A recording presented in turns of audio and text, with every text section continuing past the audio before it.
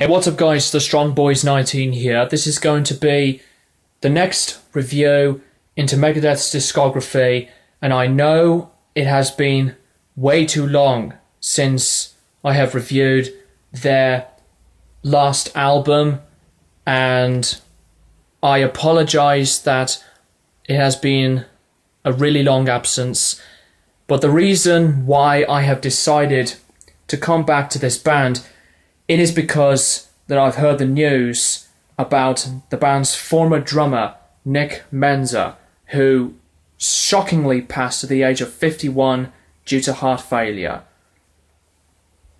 Just one of the best metal drummers ever. The skill was incredible. The tightness was amazing. So talented as well.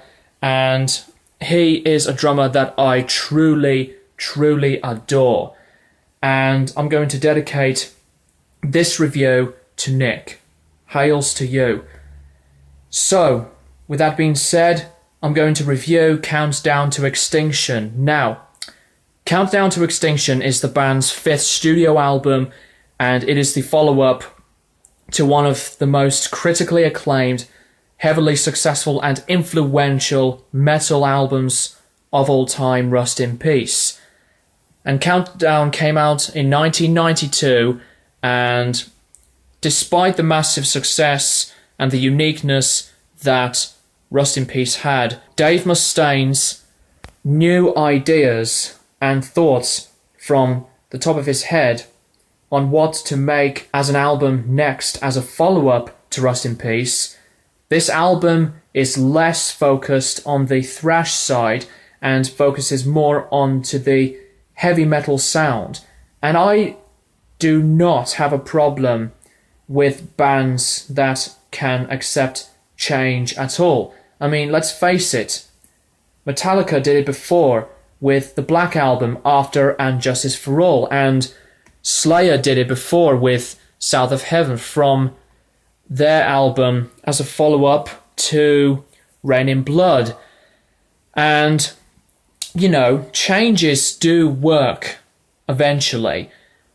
And I know a lot of people may disagree on some bands that do change and think that the band can lose direction, or any band really. But with Countdown to Extinction as a different album and as a follow-up, this is a really good follow-up, and it is surprisingly their most successful album, and it ranked number 2 on the Billboard 200, completely outstanding peak for the band. And it is also their second album with the classic lineup. Sorry, my Facebook's going off. Anyways, yeah, second album with the classic lineup, even though that it is not my favourite album from this band.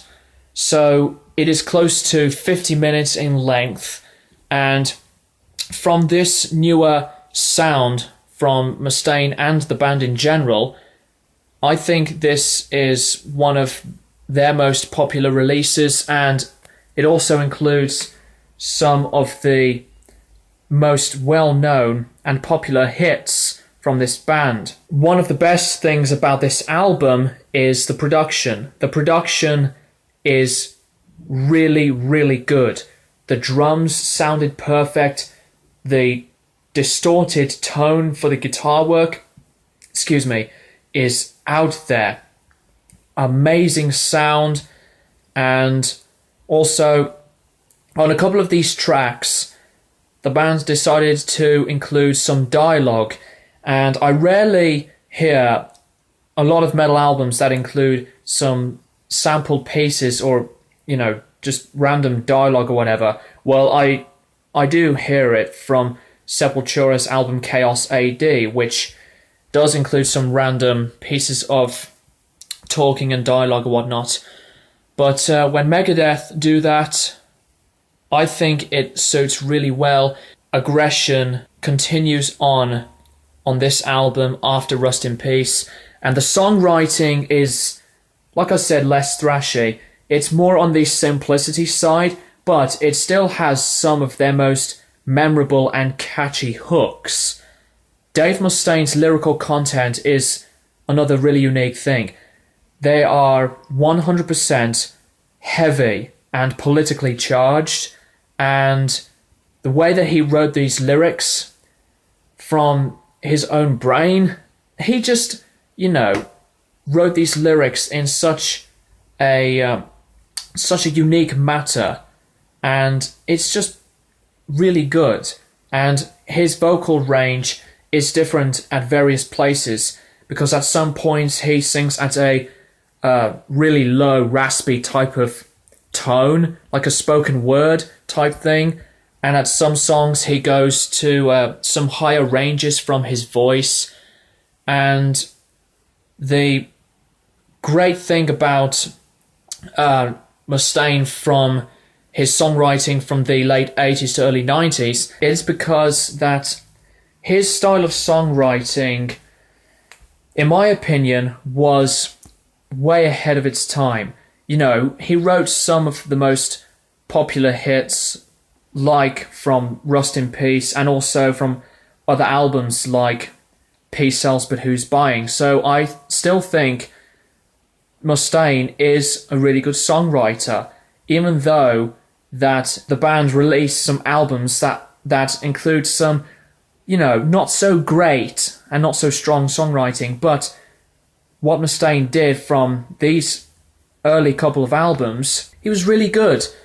And also the lead guitar work from Marty, so amazing, well done, phenomenal lead guitar solo work. Yes, Mustaine does some solo work, but when Marty does it, he just kicks it in through the roof, full of technicality, and he's a really well skilled guitar player.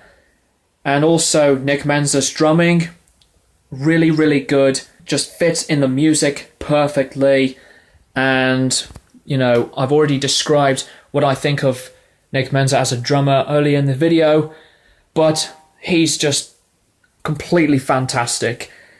So overall, I think Countdown to Extinction is one of the band's best albums, and for a list that includes best follow-up albums to a successful album, I think Countdown to Extinction has to be included.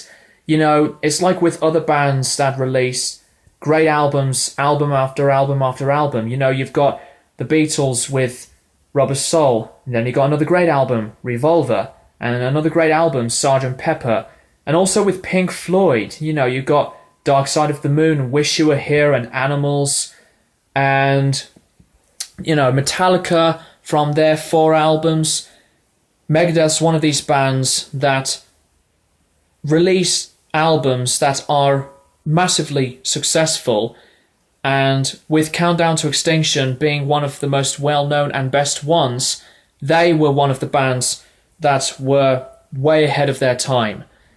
So that's really all I've got to say about Countdown to Extinction by Megadeth, and in terms for an album rating, I am going to give it a solid 9 out of 10.